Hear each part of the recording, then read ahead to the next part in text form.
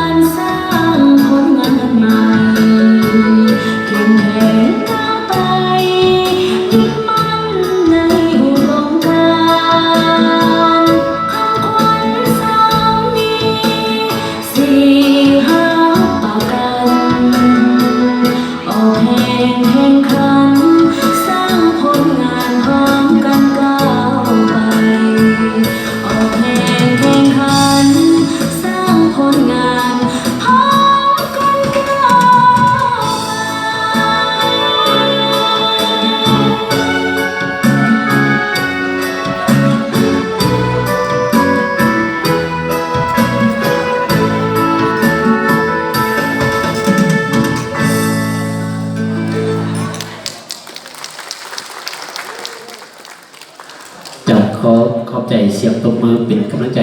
ให้กับหน่วยงานศิลปะสมัครเล่น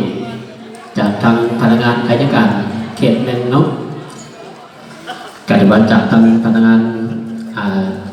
ของเขตอายการเฮากะที่ว่ามีการฝึกซ้อมฝึกแอบพี่น้องว่าจะ